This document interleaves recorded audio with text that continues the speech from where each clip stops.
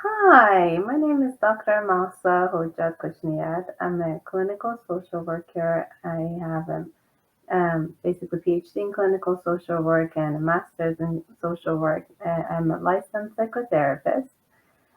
We are from Heal and Thrive Psychotherapy and Coaching.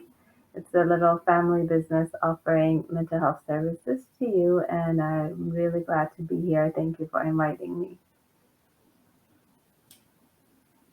Yeah, and it's so great to have you here. I know we've tried to coordinate some stuff and it just hadn't worked out. And now I'm like, finally, I get to talk to you because today we are going to be talking about relationship issues, conflicts in relationships. And that is your specialty area, is it not?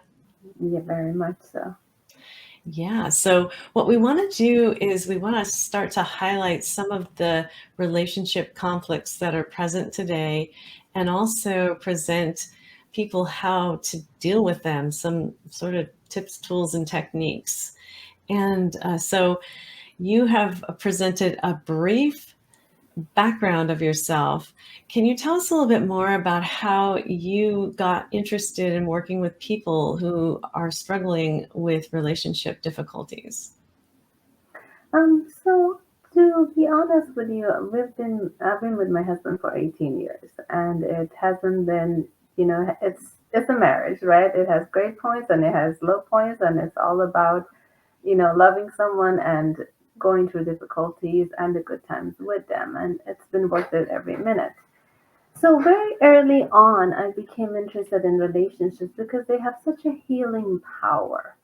When I'm a psychodynamic psychotherapist, we believe in the power of experiences and the way the childhood impacts someone. So by the time we get to our adult lives and start to get into relationships, we're really looking for someone to fulfill some of those missing moments.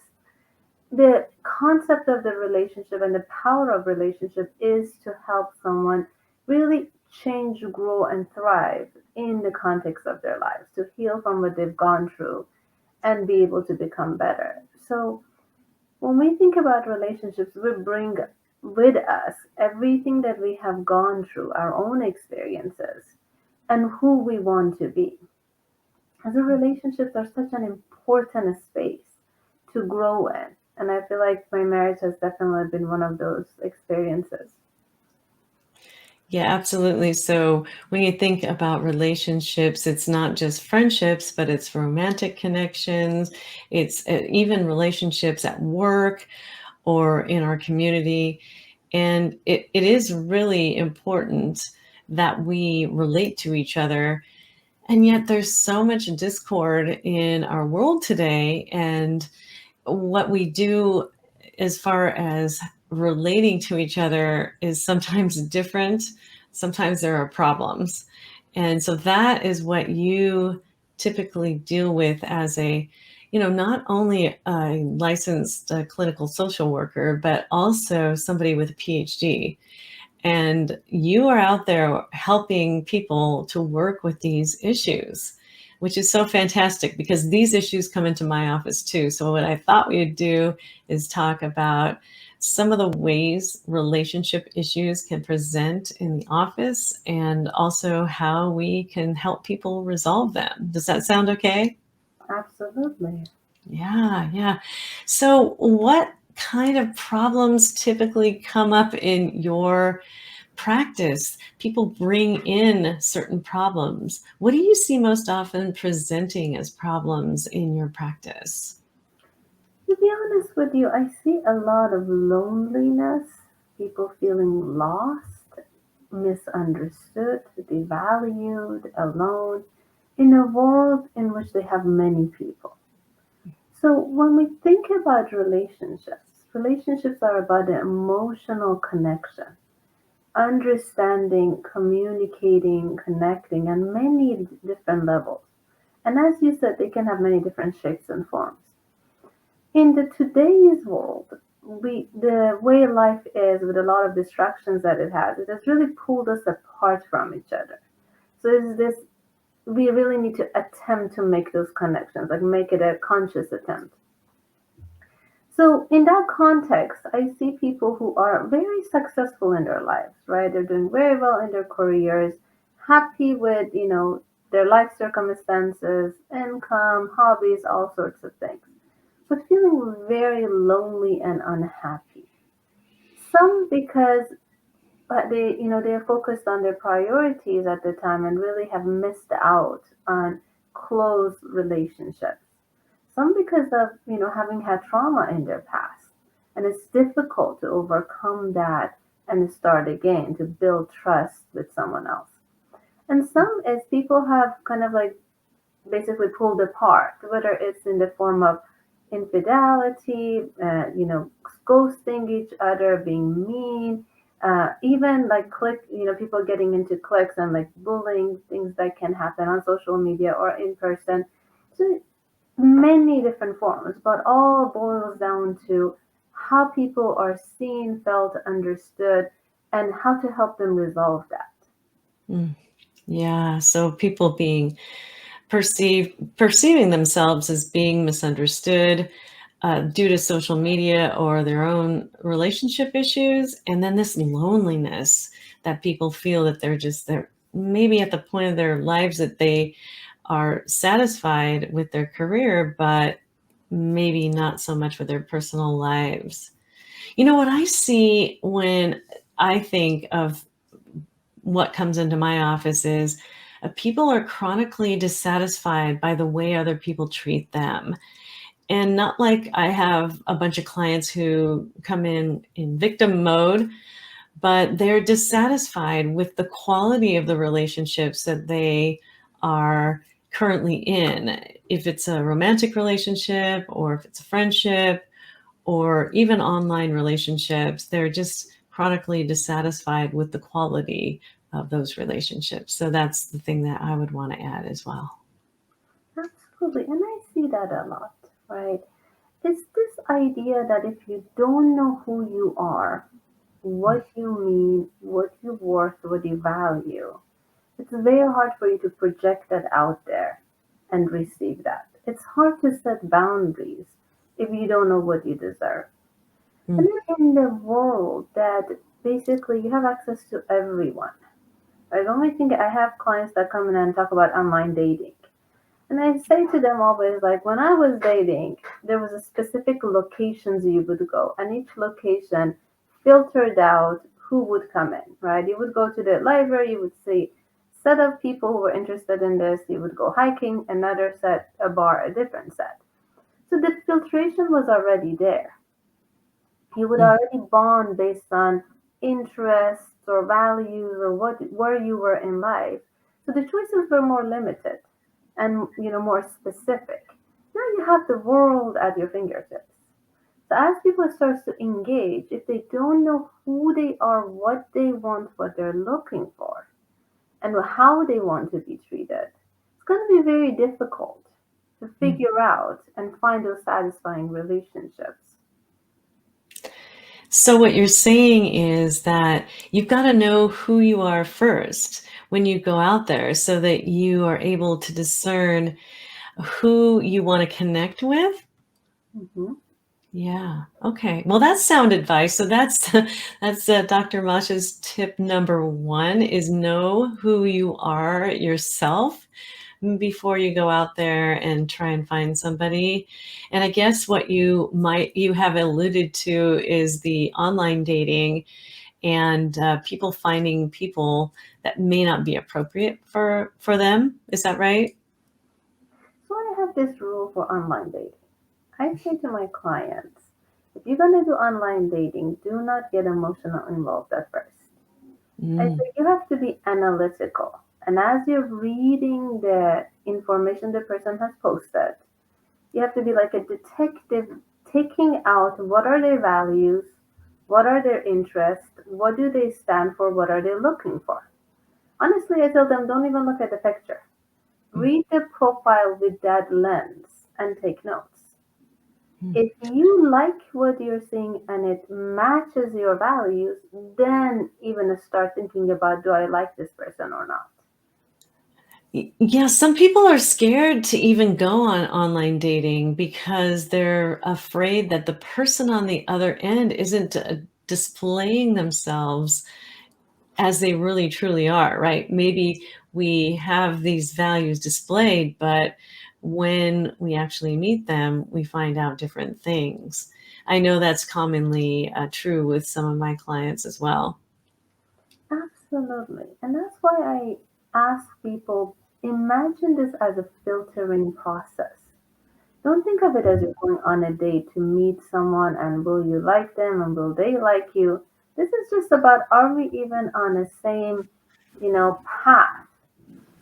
Do Mm, we even want to have a conversation? Because, like I said before, that was resolved for us, right? When I was dating 18 years ago, it was very clear the types of the settings that I would go do that filtration. Now it is not. So, in essence, before you even get into a place of, I want to date this person, you get to know them and find out who they are for as a person in the first place. And yeah. then partner, and then interest, and so on and so forth. Right. So matching values is really important. Uh, Going in there and being able to rationally evaluate because there's an emotional context and content to online dating that if you look at a person's picture or profile, you might feel an emotion. Even if you meet them, you might feel these intense emotions. And sometimes we forget about the voice of reason and being able to look at, is this person and their values in line with mine, right? I actually have my tip number 2 here. There's a technique I use with everyone, and I say create a green, yellow, and red list before you ever go on and meeting people. And I make it that the green is all the things that are important to you that are must haves, right? In any form of relationship. I want to be respected. I want to be treated as an equal, whatever that's going to be. And then have your red list, the deal breakers, things that you will not tolerate. And then the rest kind of falls in the yellow. So before you even get to know anyone for any reason, accept the job, accept the friendship, you already know, would they are is there any of the red? Then it's over. There's no point. Are some of the green or most of the green in there? Mm. Then as you get to know the person, you work on the yellow. The yellows are areas of improvement, things that you can live with, things that you want to help yourself or the other person grow. But if it turns into a red, it's a red flag because you have decided this thing is unacceptable before any emotions were involved. So you have to know what your green and your red zones are at minimum, right? And the yellows are negotiable. What the things that you really want and the things that you absolutely will not tolerate, like you said, deal breakers. And then these other areas in the middle that could use improvement. And if the person is willing to improve, they can go there, right? Absolutely. Well, what if you find somebody online and you think, man, this is the perfect person? I've gone out on a couple of dates. They seem sort of almost too good to be true. And what do you do with that? Because sometimes that does happen in relationships where you find somebody you think is too good to be true.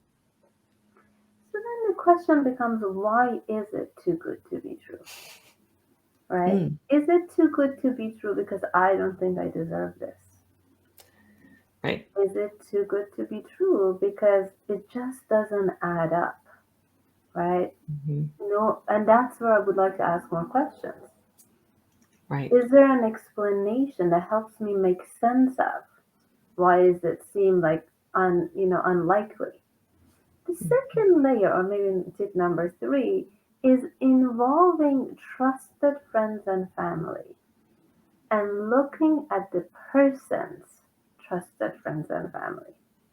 Right. Remember, when we're in a relationship of any kind, our emotions are involved. So having somebody we trust to look from the outside and give us feedback help us see things we may not be able to see. In the Mhm. same way, the way the person you're interested in is treating others outside of you tells us a lot about who that person is as a general rule versus Mm. towards the one person. Very, very sound advice. So seek the counsel of others that know you and can actually objectively and not emotionally evaluate this person's too good to be true status. And then the other thing you mentioned is that sense of I don't deserve something this good. And that can end up in self-sabotage. People can just say, I don't deserve this, and so I'm just going to mess it up, or subconsciously, of course, because I think consciously people do want really good relationships, but sometimes subconsciously they do mess them up, right? It can become a scary, can be Mm, frightening to trust. If you've yeah. been hurt, people are afraid to trust someone else. So those are all things that needs to be worked on. Well, that's a good question here. So, what if you've been burned a bunch of times and you want to go out there and you want to try again, but you're kind of scared because you've been burned? Are there any sort of nuggets of advice you can give at to a person who is struggling with that? Absolutely. So I have layers of advice for that. Number one is you have to grieve, right? When someone is burned, there's a lot of emotions: anger, rage, sadness, frustration, grief that needs to be expressed. Otherwise, it's kind of like a volcano that erupts whenever something is going on. And so to allow expression to these feelings releases the person from them. Number two is to understand what happened. The lack of understanding usually leads to generalization. So if I don't understand why did this person did that to me, I'm going to come up with my own story, my own narrative, an explanation that may not be accurate.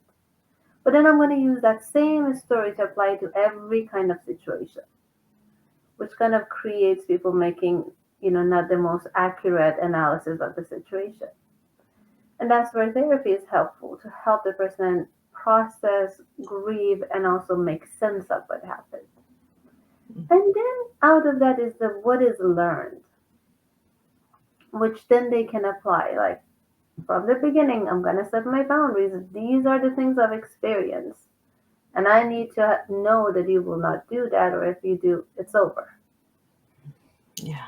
Wow. And it's tough to even just realize what your own boundaries or fairness, like what's fair for me, those boundaries are, but then to enforce them as well, because we may have other reasons for wanting to stay in a relationship. And yet there's this thing that's like, I told myself that was a deal breaker. And now I'm actually experiencing it and I can't seem to end the relationship because this is what I told myself I would do. I'd end the relationship if this thing happens, but I'm not ending the relationship. Then it becomes a question of why. Mhm. We want to explore what is happening. Why is the thing that was a deal breaker is not a deal breaker? What has changed? Mhm. There is a lot of answer to understanding, but people are dynamic. People change. But what Mm. is the cause, the reason, and the logic behind it will help them be able to make, more accurate decisions for themselves, whether Mhm. to change their values, whether to change their decision, whatever that might be.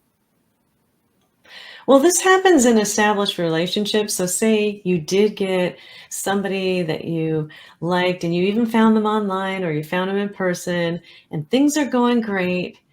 And then there's something that happens like you're ghosting me, you're not texting me like you were before, or you find out there's some sort of infidelity, or there's a verbal abuse, aggression, that kind of thing.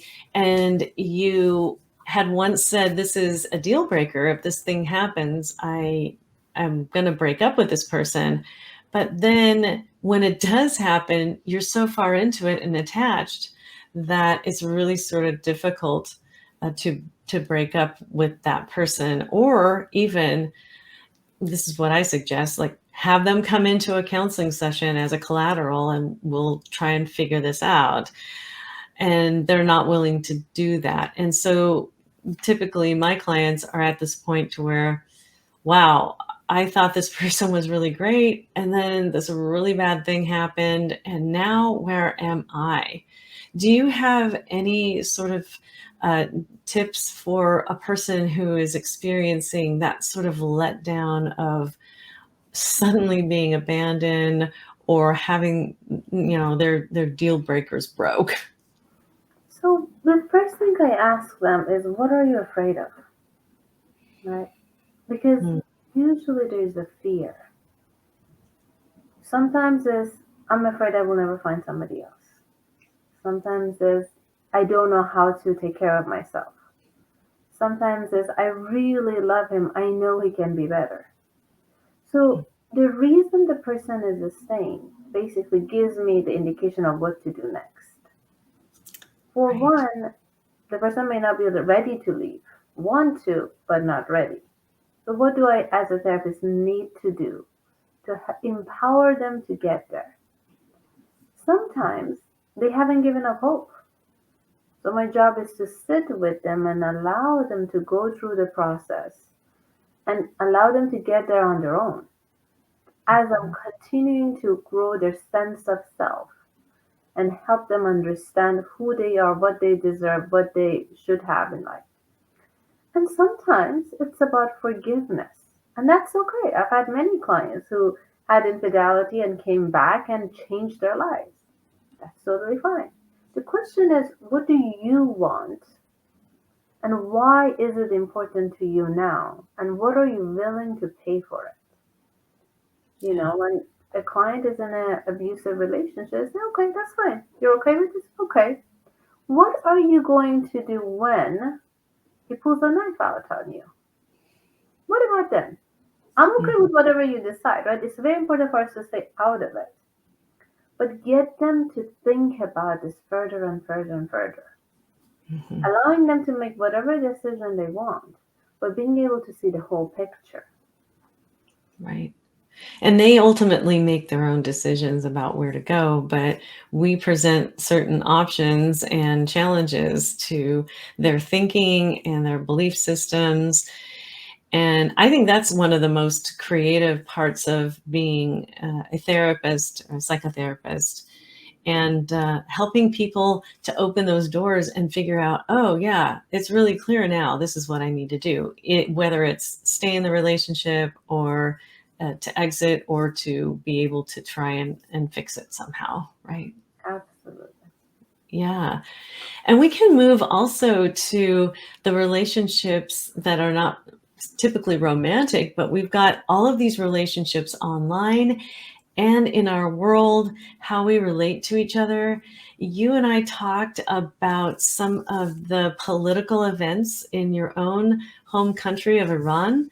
If you want to speak to that, I think it would be a really great time to do that now as we branch out a little bit broader and how people will relate in a political and religious systems. I don't know a whole lot about this. I just know what you've told me in some articles that I've written, but I would love to just have you describe what has been happening in your home country and where you see that it might go and any other things that you might add. I appreciate this opportunity. So I'm from Iran, and Iran is controlled by a very horribly cruel dictatorship. It's not what they call themselves, but that's what it is. Mm, Growing up in Iran, I lived with this duality of the religious sect, which honestly it's not even religion.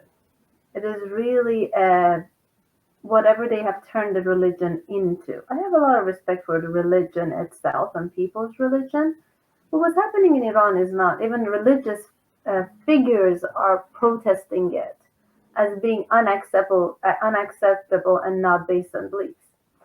But so basically, grew up in this oppressive, this unequal. We're gonna tell you how to be. You don't. You mean nothing. through the government. And then progressive, you need to be the best version of yourself. You have, you can dream whatever you can and you need to work for it. Believe in yourself, believe in humanity, you make something out of your life, give something back. Duality, because Iran has a very strong culture and a very old culture of civilization. So a lot of our values were being challenged by the regime and their quote unquote religion and Islam, which is not really Islam, is not that kind of a way. So from there, I actually had to leave because I had very limited options for a future that I wanted. And when I came here, I had to start from zero, literally not even speaking the language, barely, extremely poor, building our lives back with this one belief that now I had the opportunities I didn't have, and I had to make the best of it because I was given what my friends were not given, which is opportunity. So any kind of a struggle seems unimportant. Well, that was 21 years ago. Today in Iran, people are literally struggling to breathe. I am not kidding. I was talking to someone a week ago, and she said, when I'm leaving the house because the weather is so bad because of pollution, you literally can't see 2 feet ahead of yourself. There is problems with anything, whether financial, whether protection, life, just like the livelihood of people has been taken. The rich has gotten super rich and the poor has gotten super poor. And then in the midst of it is when people, the Iranian woman about 2 months ago started to protest and then the men joined. And the response was killing and execution. So what is happening is that not only they killed women, men, and children, and they are continuing to torture them. Now they're taking the same people who have protested and charging them with religious crimes that don't match in any ways and assigning them to execution. And they have executed for at least 4 people. So it has gone to that point of a breaking point. Today marks 6 months since the death of 22-year-old Iranian woman Mahsa Amini, who died while in custody of Iran's mortality police. The incident sparked unprecedented protest across Iran, with 20,000 people arrested and more than 500 killed. NBC News Tehran bureau chief and correspondent Ali Arouzi joins us now for a look back on the events of the past 6 months and the implications for the future of Iranian society. Ali? Hi, good morning, Alison. That's right. I mean, look, the protests may have largely subsided now. They're nothing near the scale they were on last year. But there's a deep-seated resentment and anger in Iran. The country doesn't function. People don't know what the future holds. And they are still livid with the government after what they had done. And you still see small pockets of protests across the country and people chanting from their homes at 9 in the evening against the government. But it's still a very tough situation for people in Iran. Let's take a look at what's been happening over the last 6 months up until now. 6 months ago today, 22-year-old Mahsa Amini was arrested by Iran's feared morality police. Her alleged crime? Violating the country's strict dress code. She died days later in the hospital. Her family say she had been beaten. Police have denied this. But for many Iranians, especially young women, this was a tipping point. Amini's death set into motion a chain of extraordinary events that have rocked the Islamic Republic to its core. Following Amini's funeral, Iranian women began to show their solidarity by ripping off their headscarves in protest. Within a week, it became clear that this was the most serious challenge to face the Islamic Republic since its inception in 1979. For 4 decades, the theocratic regime has ruthlessly enforced strict rules on Iran's population, with the hijab, mandatory for Iranian women, becoming a cornerstone of the regime's hold over the people, making scenes like this one all the more astonishing. Women defiantly setting their headscarves on fire and cutting their hair in public as crowds chant, "Women, life, freedom." Crowds of young men and even school children have taken part, an unprecedented display of unity. The government's reaction was nothing short of brutal. Security forces have fired live rounds at unarmed protesters. Skirmishes became daily events across Iran. At least 522 people have been killed, according to the US-based human rights group HRANA, including 70 minors. More than 20,000 arrests have been made, 100 of those on charges that can lead to a death sentence. At least 4 have been executed so far. These tactics have in some way paid off. For now, the protests have largely subsided, but already it's clear that there's been a fundamental cultural shift in Iran. Many women across the country refuse to wear the hijab, something that would have been unthinkable only 7 months ago. Most recently, a crisis after thousands of schoolgirls reported symptoms of being poisoned across Iran, sparking further unease and anger amongst an already exhausted population. The authorities in Iran are trying to restore a semblance of normality. But for most Iranians, their country has turned into a dystopia. And Alison, just to give you an idea of just how they wrapped up a lot of these protests, Amnesty International published a report today after they'd spoken to many, many witnesses in Iran. And they detailed horrific acts of violence and torture against children, using beating, sexual assault, rape, electrocution, against minors as young as 12 years old.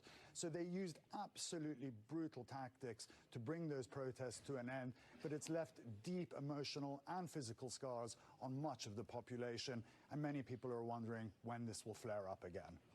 Such an insightful and important report. Ali Arouzi, thank you so much. Do you have an update about what is happening currently about that? Because when we talked about it, it was in, I believe, November and December, and now it is January, Friday the 13th. What is happening to those people? There's the protesters, and then there's the people who have been jailed, correct? The people who have been jailed are being more and more assigned to executions, and they have been, they have been hanged.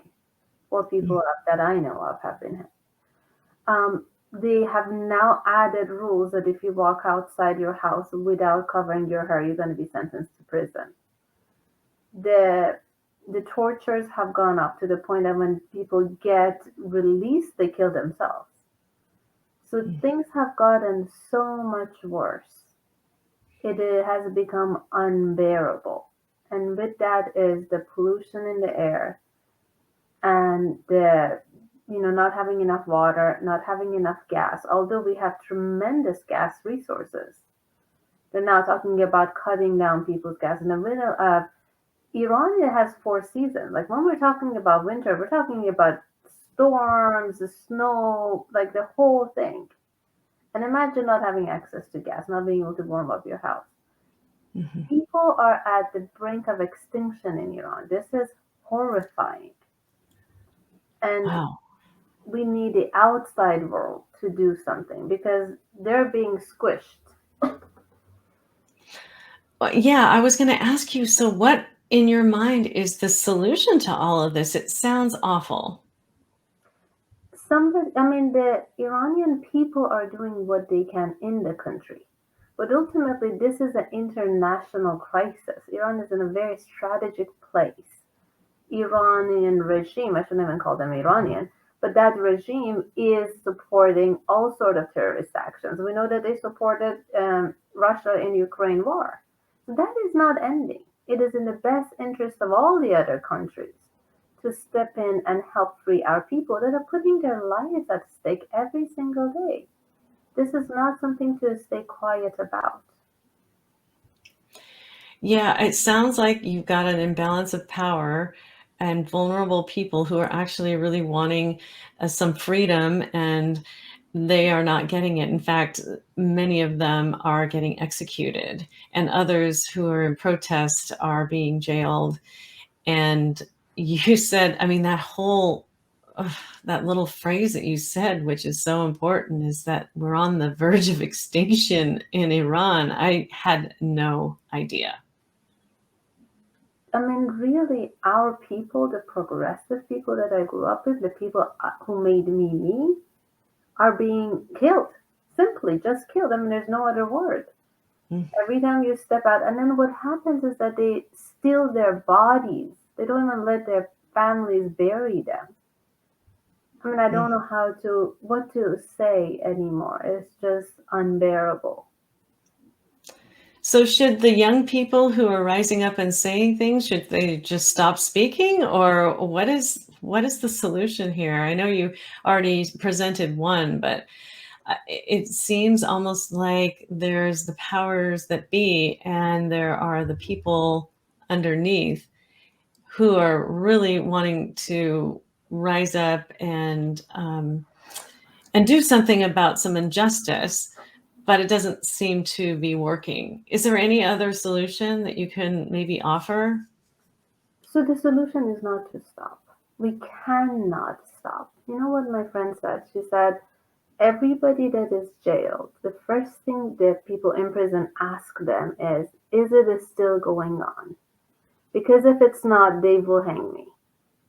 Mm. So there's no option to stop. But there's only so many people, and these people can only do so much. And they're doing absolutely everything. They're basically, and what is it that they're doing wrong? Standing and just saying that they're not okay with what's going on, that's a death sentence. Mm. You know, this is where the world has to step in because they're doing everything they can. They haven't stopped and they have been paying the price, but this cannot end. Because if this ends, it's the end of an era, it's the end of a civilization to me. And it's a really interesting correlation between just in any kind of abusive relationship that could happen between domestic partners or friends. And this is just a broader view of what are we going to do when we have certain values and they are not being respected. And what you're saying is that we shall not stop speaking out. Is that correct? That is what we are. Yeah. Iranian people have gone through a lot of times where other countries, other civilizations try to take away our culture, our language, our being. We just are resilient that way. That is not an option. It is not an option as far as survival for any human being. So, what I Yeah. want to leave your listeners with is that every single person has a right to live, has a right to live in peace and harmony, and have a right to express oneself. And no one can take that away. It may be a costly fight, but no one has a right to take it away. Sometimes I think that we have similar values, like you said, peace and harmony, but we have different ways of trying to get at it. So one person's way might be protesting or even silent and peaceful protest, and others might be to be able to say, hey, in order to get peace in the society, we need to take you and we need to jail you and possibly execute you. The values of peace and safety might be the same, but the way in which we're going about it is just so different.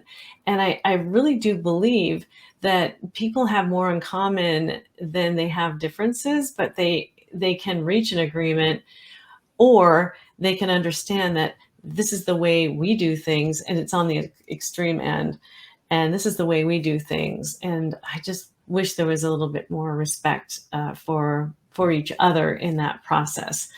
And I want to add too that if a person's values are peace and safety, and they believe that the way to get to peace and safety is to take the people who are protesting, jail them, and execute them, then that is an extreme way to be able to get peace and safety in your land. Because as Dr. Masha says, it's going to result, or has been resulting, in the possible extinction of human life, which is not okay. Here's, I think what's happening in Iran is really a good example of power and control. When we think about abusive relationships, when we think about domestic violence, when we think about bullying, all of these have one thing in common, and that is one person wanting to exert power and control over others for what has been done to them, and willing to do whatever it takes to keep that power and control. And that's the point of the problem, right? I have worked with gang members. I don't know if I told you. I've worked in jail. I've worked with gang members. And a lot of work I did was to help them realize the power and control they wanted was not against somebody else.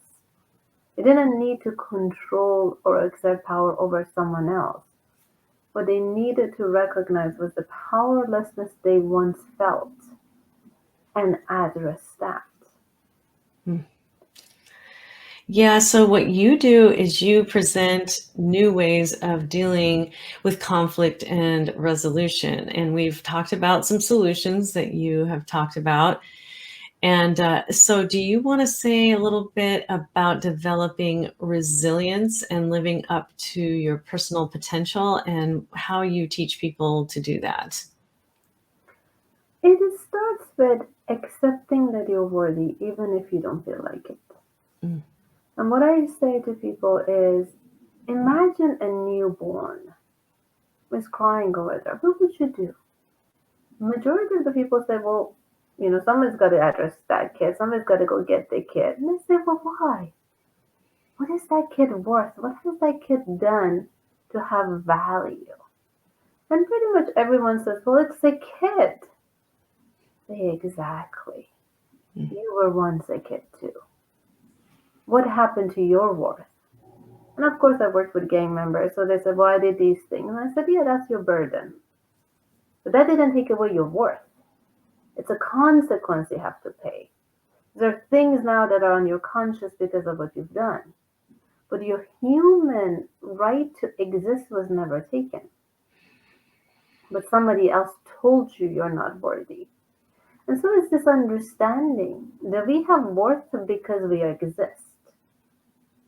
What we need to do is to value that worth, empower ourselves, and heal from whatever caused us to feel like we don't have it. Yeah. Yeah, sometimes we don't have resilience because we are told that we are lesser than, or we're told that we aren't enough, and or we believe that just in some things that we have put together on our own, and we formulated that belief in our own mind. But what you say is so true, is that we all have worth and value. We all have personal potential. It's just about getting a person to realize their own personal potential. And that in itself is powerful. It's powerful to the individual, and it's also powerful for other people because they can see the example of a person who is really living up to their potential and really believing in their own personal power. What about trauma? So if a person has significant trauma and then they're going out into this crazy chaotic world that we're in right now, what sort of advice or sort of counsel or road would you lead these people down when you have pre-existing trauma and then you're faced with this world and or relationships, people who ghost you and or people who are abusive to you? What would you have to say about people who struggle with past trauma? So what I like to explain is that many of us have experiences that were traumatic. And what we go through, the experiences that we have, impacts the way we see the world. And it's almost like a lens through which you see everything else and understand everything else. What I do in therapy is that I really help people understand what are their traumas. And trauma is a moment of helplessness. I help them understand how they're trying to compensate for that moment of helplessness with whatever they're doing. But to realize that the original trauma is what needs to be addressed in order for them to become free. And I have seen this over and over again with many different populations that I have worked, that if you go back to, and it doesn't mean you have to go back and remember, But if you go back to that moment where they felt helpless for whatever reason and give them the opportunity to rewrite that story, what I tell them is that imagine you as an adult showing up for that child you once were. What would you do? What would you say? It becomes such a healing moment. It's almost like as if they unlock Mhm. and if true potential comes. I can't tell you how many times I get messages from old clients saying, I can't believe I'm able to do these things. I'm not calling you because I want to talk to you. I'm good. I don't need you. But the things we have worked on, I can't believe I have these abilities. Yeah. You know, I literally did that twice in my sessions yesterday. It's just so crazy how people are so traumatized and they even go into shock. But that simple method of what you said is that imagine the adult you going to the child you and giving that child what they really actually want and need, saying the words, giving them space. It really helps them to form a corrective experience, which is quite beautiful to witness when you're a therapist and doing this work. Yes. Yeah. Well, Dr. Masha, I want to go ahead and put up your website here. It is www.heal-thrive.com. And I'm going to go ahead and share the screen so that we can look at your website. And I really, really like the way that it's designed. And so you can see the colors here, and here's the home. And the one thing I really have noticed about this website is they have over here the therapy services, and this actually describes the job as of a therapist. And then over here, there's the coaching.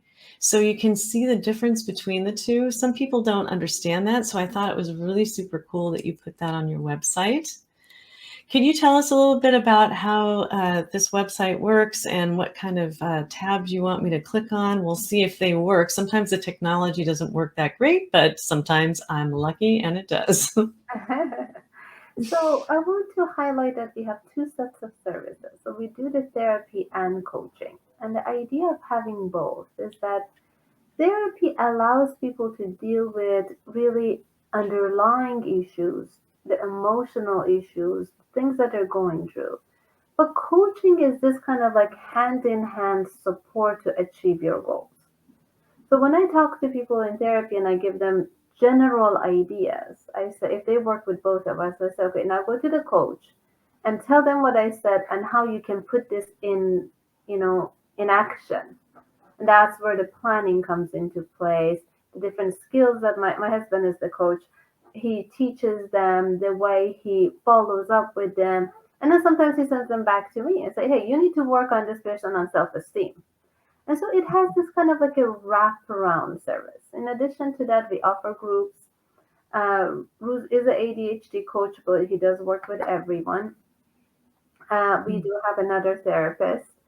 If you click on, we have our testimonials, which are, our clients being so kind and basically giving us feedback. I never put on initials or anything. It's just my own preference that everything stays absolutely 100% confidential, so I will only do anonymous. Under the about, you can read about each of us and what we do, what we specialize in, our history and our stories. Coaching services and therapy services kind of like explains a little bit more in details, what we do, how we are different in a sense. I think it's nice that we have both services. Not everyone uses both, and it's but because it can become this like complementary. Ruse likes to call it.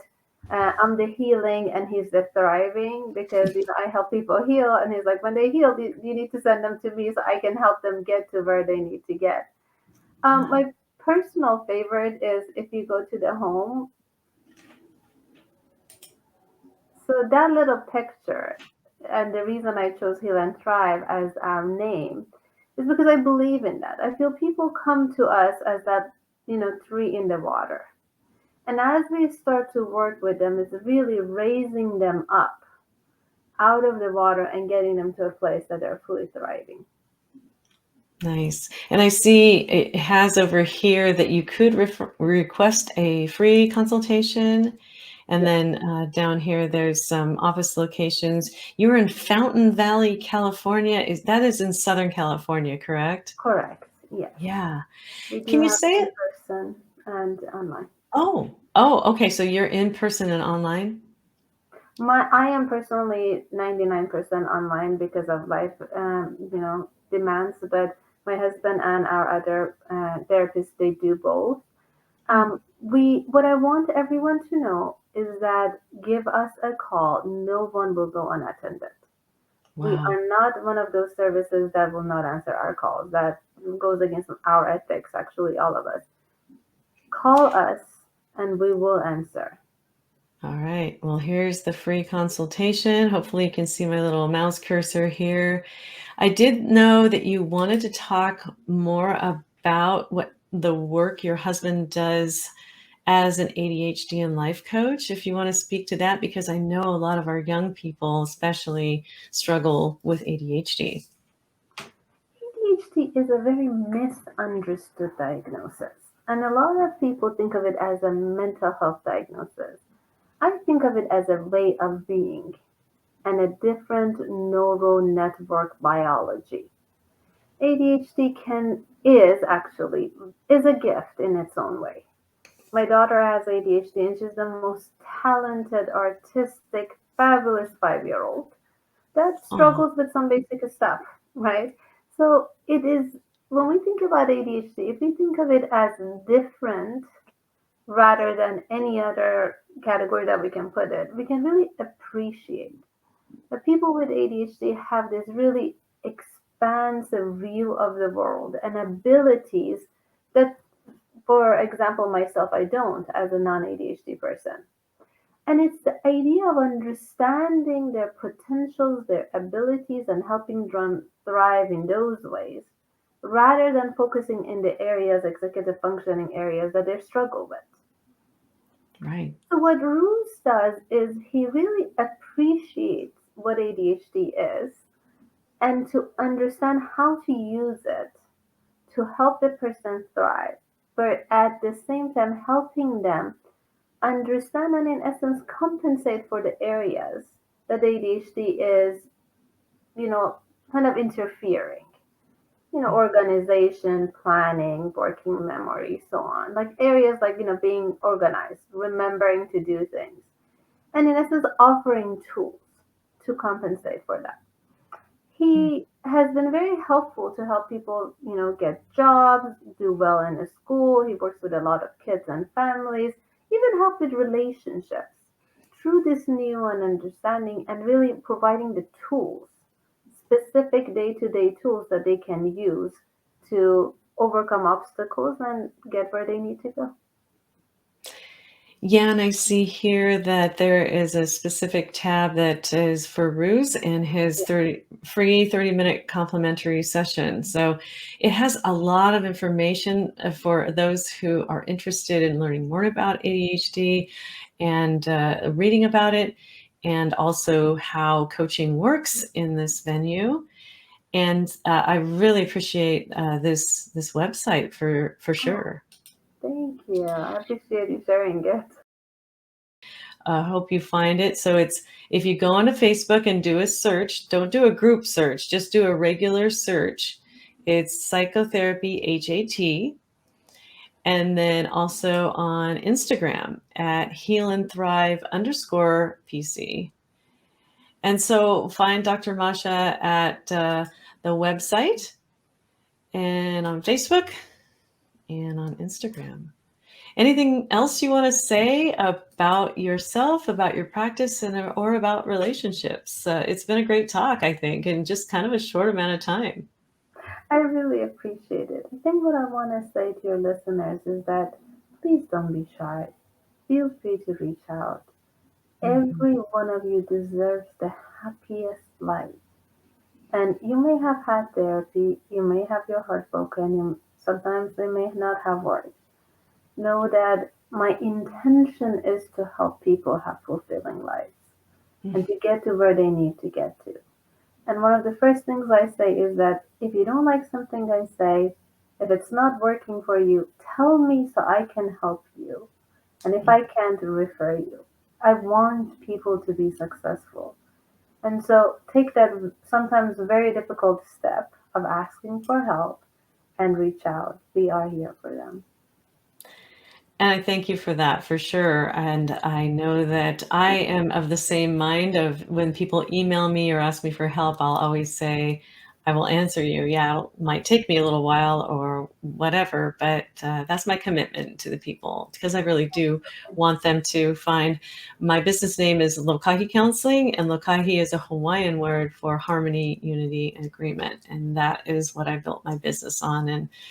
And that's what I stand for today. So it's so cool to find somebody who's so like-minded. Yes, yes, absolutely. I really appreciate your time and having me here. It's such a pleasure to talk to you and to be here for your listeners. Yeah, and thank you so much for offering your expertise and your services.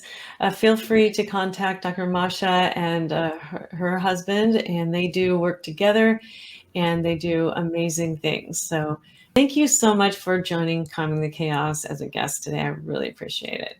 Thank you so much for having me. Thank you for your listeners. You're welcome. Thanks for listening to Calming the Chaos podcast. You can find all Calming the Chaos podcasts on iTunes, Apple Podcasts, Google Music, Spotify, Amazon, and on YouTube. You can also go to www.calmingthechaospodcast.com for more information and to see all podcast episodes. Thanks so much for listening, and I look forward to sharing my next podcast episode with you. In the meantime, take care.